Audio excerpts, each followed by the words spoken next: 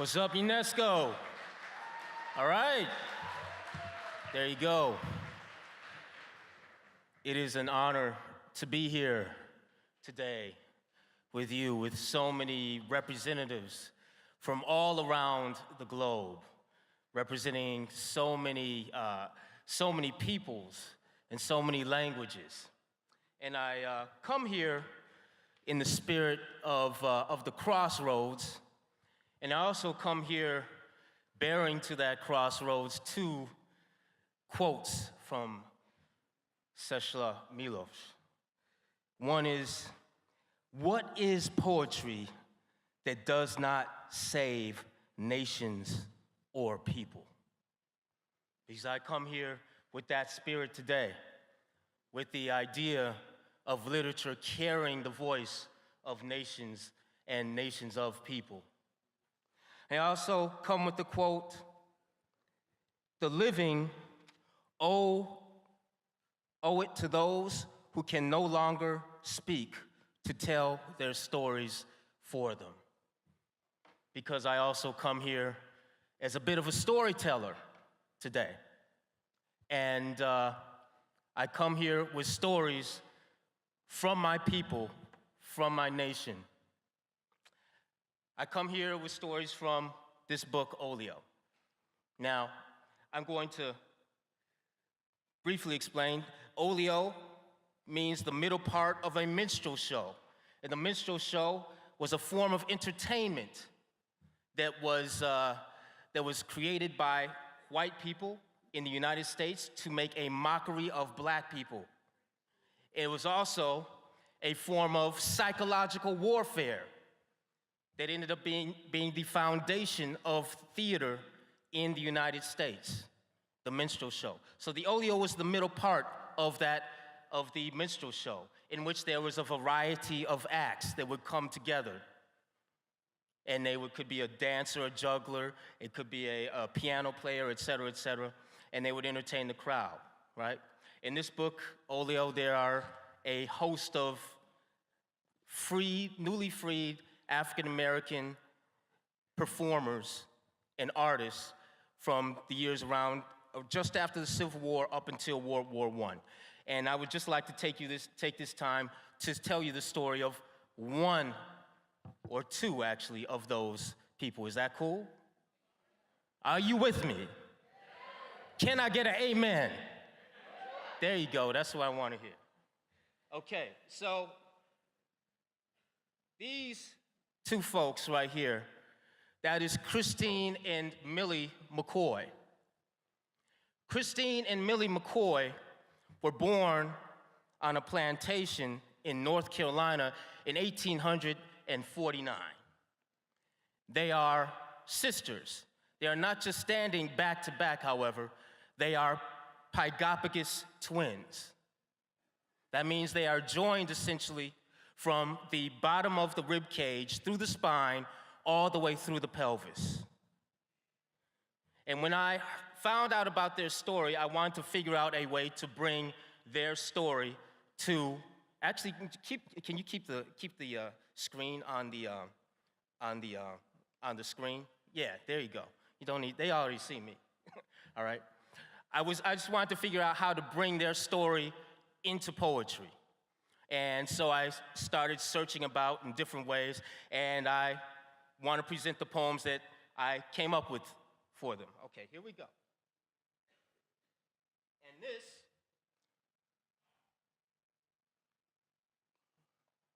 this is the first of those poems. Now, we may have some poets in the house, but what this is a sonnet. It is actually a syncopated sonnet. In this case, you have two voices. One is the voice of Christine, and one is the voice of Millie. Christine on one side, Millie on the other side, and their combined voices in between. You with me? Follow me? Great. So, I hope you can read this. Can you read this, folks, from your screens? I can make it bigger. Yes? Good. Excellent. So, if you read down the middle of this poem, You find their combined voices singing together, or saying together if they were here on stage with me. We're fused in blood and body from one thrum stem, budding twin blooms of song. We're a double rose grown from hard labor that made our mothers shout, spent with awe. We hymn to pay soft homage, born of and beyond the flesh. We are just two women singing truths we can't forget. And if we read down Millie's side of the poem, we read, we've mended two songs, the one dark skin, bleeding soprano into contralto, descended from raw carnage of the South, bursting open our freedom. We sing past rage to the work song's aria. It leaves us soaked in history like our father's sweat, born from plantation to grave. Lord, here we are, free twin sisters who've heard our voices far. And if you look at Christine's side of this poem, it reads as such. We ride the wake of each other's rhythm, beating our heart's syncopated tempo with a music all our own, with our mouths seeped in the glow of hand-me-down courage, drenched in spiritual acapellas, flowing soul from bone through skin. We pay debts from broken chattel to circus stars. We sing straight from this nation's barbed-wired heart. Okay. And if we read across, we find their combined voices coming together to tell their story together as such. We've mended two songs, the one dark skin. We ride the wake of each other's rhythm, bleeding soprano into contralto, beating our heart's syncopated tempo. We're fused in blood and body from one thrum stem, budding twin blooms of song. We're a double rose, descended from raw carnage of the South, with a music all our own, with our mouths bursting open our freedom. We sing past rage, seeped in the glow of hand-me-down courage, grown from hard labor that made our mothers shout, spent with awe. We hymn to pay soft homage to the work song's aria. It leaves us drenched in spiritual acapellas, soaked in history like our father's sweat, flowing soul from bone through skin. We pay debts born of and beyond the flesh. We are just two women singing truths we can't forget, from plantation to grave. Lord, here we are, from broken chattel to circus stars, free twin sisters who've heard our voices far. We sing straight from this nation's barbed-wired heart. Okay.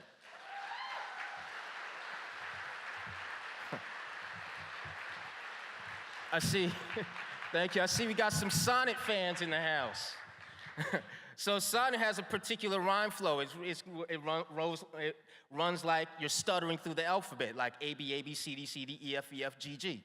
And I just want to point out that that's what this is happening here. Skin, contralto, stem, rose, south, rage, shout, homage, us, sweat, just, forget, R, far. On the other side, rhythm, tempo, stem, rose, mouths, courage, shout, homage, acapellas, debts, just, forget, stars, and heart, right? So it's two actual sonnets. I just need to point that out for you, right? So, now, I want to explore more about what happened in their lives. Turns out, questions come up in the peculiar institution of slavery in the South, right? What do you do with two Pygopicus twins born on your plantation in 1849 in North Carolina? Well, the peculiar institution, this slave owner said that what he was going to do was he was going to take them at the age of about 15, 16 months and rent them out to a freak show that would travel around the country from town to town, county to county, village to village, and have them displayed over and over and over and over and over again. Other part about that is whenever they went to a new village, to a new town, there were doctors that were eager to inspect in the most intimate fashion this medical miracle, not just to satisfy their own curiosity, but also to verify the fact that they were indeed Pygopicus twins. So every time from town to town, village to village, these little girls had to endure this very difficult inspection over and over and over again. This happened until they reached emancipation at the end of the Civil War, at which time they got affidavits from doctors that swore to the fact that they were Pygopicus twins and they no longer had to be subjected to such examinations. So, this poem is about that. So here we have, once again, another syncopated sonnet here. This one is a little bigger, right? Same philosophy, just kind of inverted, right? So if we read down the middle of this poem, we find their conjoined voice, which reads as such. We count the blessings of our doubled shell as we pay our dues. We've proven ourselves for science. We've been taken town to town like prize bovine. We've been pawed up and down. Each sawbone has searched us from spine to loin. Our wondrous oneness exists. We're conjoined. We're not frauds, but born of providence. God mended two souls into one dark skin. Now, that's what you call an interstitial reading, in that you're skipping lines, right? Now, I want to also introduce one other way that the reader can encounter these syncopated sonnets. In other words, you have the liberty, the agency as the reader to start in different parts of the poem. For instance, you might start at the bottom and go, God mended two souls into one dark skin. We're not frauds, but born of providence. And we've lists of doctors who understand. We've been probed, prodded, and roughly examined from my twin's navel to between her thighs. Been photographed, half nude, verified to those who doubt our form. We have performed with each breath. We prove we've endured faith's storm. We count the blessings of our doubled shell every time we rise to face the crowd's face on display. We've been richly, rudely paid to prove veracity. They've scanned each side and then back up, staring into my eyes from backbone to backbone, from hip to hip. Our miracle is real. Hear and see this. We're not frauds, but born of providence. God mended two souls into one dark skin, and we're not frauds, but born of providence. Our wondrous oneness exists. We're conjoined. Each sawbone has searched us from spine to loin like prize bovine. We've been pawed up and down for science. We've been taken town to town as we pay our dues. We've proven ourselves. We count the blessings of our doubled shell. Okay.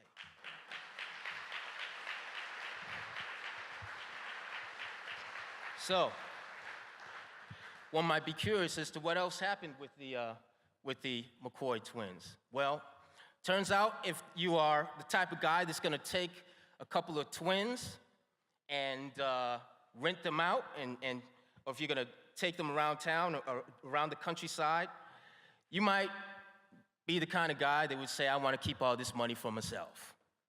And that's exactly what happened to the lessor of the twins. He decided he was going to kidnap them and take them to England and start the show all over again and keep the money for himself.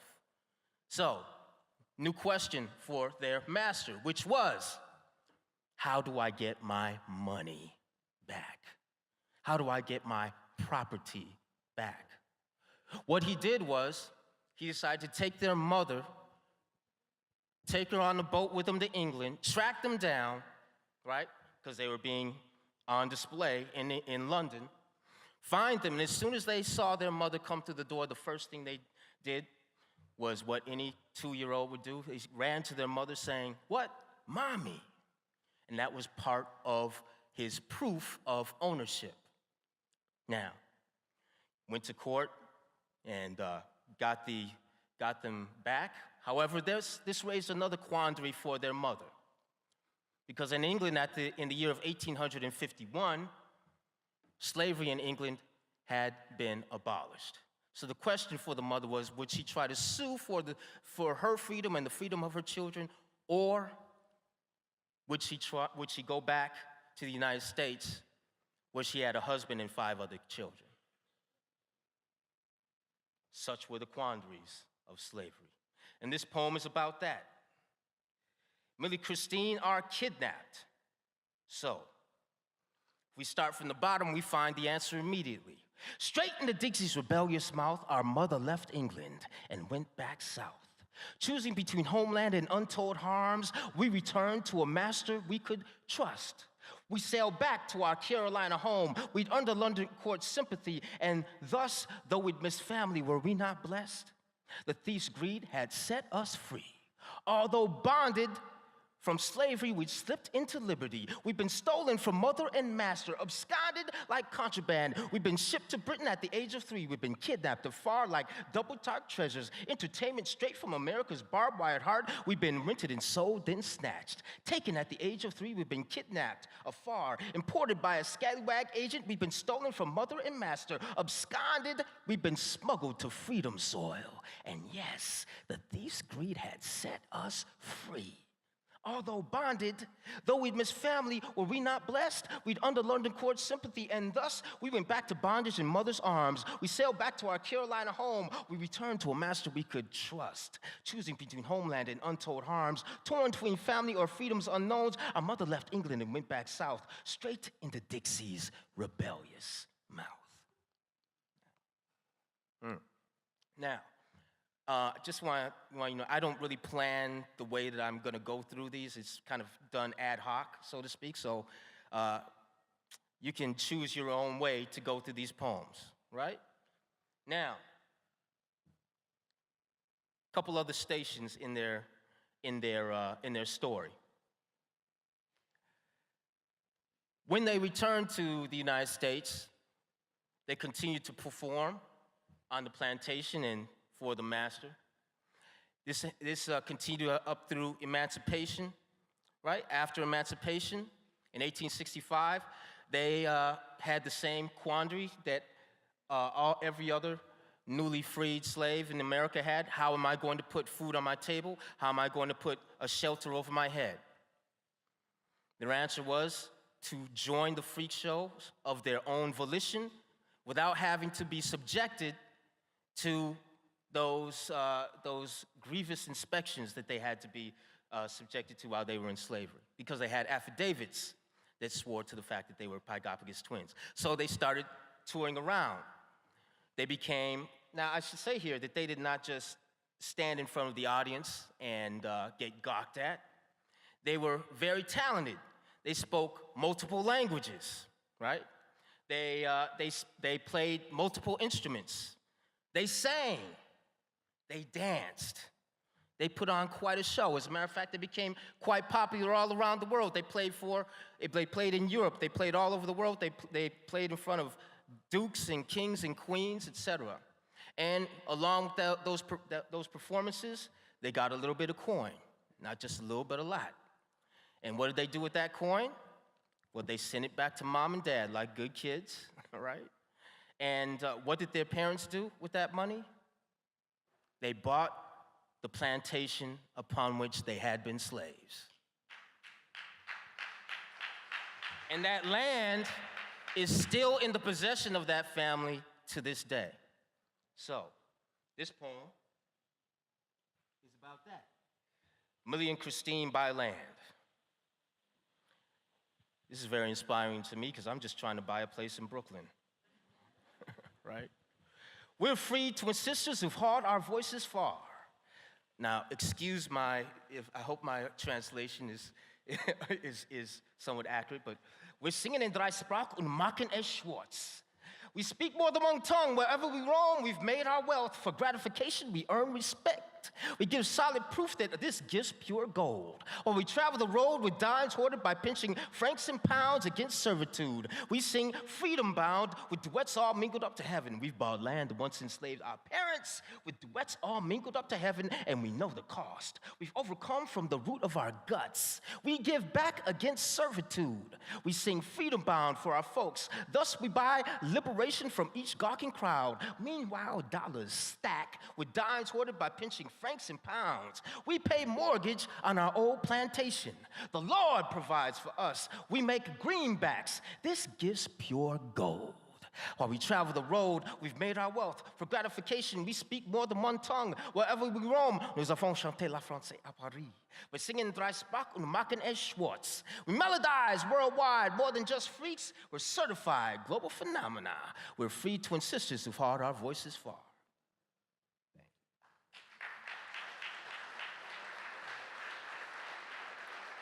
This penultimate poem is just about the way the McCoy twins did not aggrieve the way that they came to visit us on the planet. This is their love story. Here, this is our story I want you to hear. One body crooning two notes. By God, we're our own duet. Listen to how we're bound in unison. Listen to the grace we have ringing within me and my other half, airborne, shook and shimmering through my head like sympathetic strings. Each sung sound with Christine's voice at my side. I have sung with Millie's embracing contrapuntal in a way very few could comprehend. With souls ablaze, this is how I know love. So you can see my life is brimmed. It's full with every breath we've got. I'm filled completely the way any other human would love. I live each day like I once see its night. I love my song and dancing family. I love this burden that we've been given to ride the shared wake of one blood's rhythm. I love this burden that we've been given. I've doubled the cause to celebrate life. I love my song and dance and family the way any other human would love. With every breath we've got, I'm filled completely. So you can see my life is brimmed. It's full in a way very few could comprehend. With Christine's voice at my side, I have sung airborne, shook and shimmering through my head, ringing within me and my other half, one body crooning two notes. By God, we're our own duet. Listen to how we're bound in unison. Listen to the grace we have. Here, this is our story I want you to hear.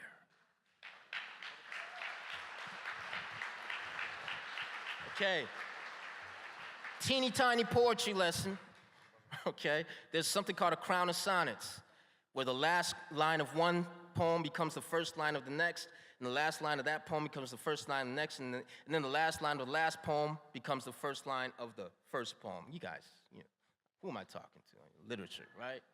You know that. Okay, I was trying to make that happen with these, but it wasn't working out. However, I was able to take some of the lines from this very first poem, such as, we've been to two songs in the one dark skin, we ride the wake of each other's rhythm, we sing straight from this nation's barbed-wired heart, and free twin sisters who've heard our voices far, right? And put them in the other poems. So God mended two souls in the one dark skin, right? Also straight from America's barbed-wired heart. And we're free twin sisters who've heard our voices far, and also to ride the shared wake of one blood's rhythm. So when you match those lines up, what you end up with is a final form that looks a little bit like this. Okay? And what that is a star of syncopated sonnets. Also kind of exploring the concrete form. So you have a conjoined middle, right? And you have two separate heads, and then you have two separate bases, enabling the reader to read from the top all the way down through the middle, all the way down to the bottom, and then perhaps going all the way back up, and then perhaps going all the way back down, and then perhaps going all the way back up. In this way, with the eye tracing the form of the body of the poem, in the same way that the eye of the Gawker would trace the form of the body of the McCoy twins, but in this case,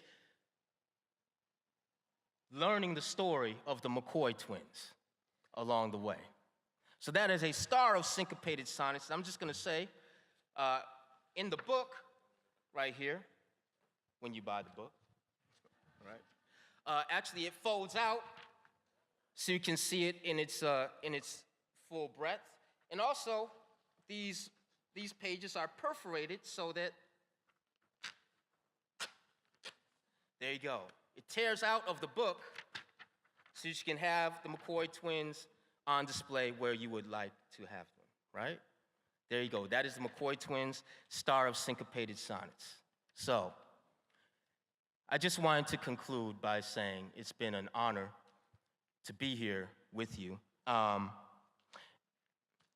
In this crossroads, as has been mentioned before. And when they told me that the theme of this conference was the crossroads, coming from the heritage that I come from, what I thought of was a blues man named Robert Johnson. If you're not familiar with Robert Johnson, he's at the very core of the American blues guitar sound. Robert Johnson is a man who was not a very good guitar player. He kind of sucked at the guitar. He would get up on stage and people would tell him, nah, man, you need to leave it alone. And then legend is that he went to the crossroads and he made a deal with the devil. He said, devil, just give me the talent to play this guitar and make it really, really, really sing, and you can have my soul. And that deal was made like that. Came back to the gig, and all of a sudden, Robert Johnson could play. And everybody was trying to copy Robert Johnson's moves. And that was the tale of the crossroads. Now, when I think of the crossroads, I don't necessarily think of making a deal with the devil. But I do realize the fact that every time I go to the page, I am saying to myself and to all the poets that I've admired, that I've read, and that I haven't read, I am saying I would give anything to get this poem exactly right. I would give anything to get this line break exactly right. I would do anything. I would give my soul, right? I would put my soul inside this work in order to make it sing. Because I think at the best, that is what we're trying to do as writers, as poets, as artists. That's what we want to do. We want to have our soul on the canvas, in the music, on the page. And that is the crossroads for us, where we bring our soul into our work. And right now, we're at a great crossroads. Another crossroads where we meet opportunities like this to meet all kinds of other artists and to share across languages, share across cultures, the things that make us tick in our soul. And that is the beautiful thing about being here today and being here in Krakow. Czesław Miłosz said there's one other quote he said, language is the only homeland. If that's true, then I think literature must be the ship that takes us from shore to shore, right? It must be the vehicle that takes us across borders, and it must be the sign at the crossroads that tells us who we are. Thank you very much. Y'all have been beautiful.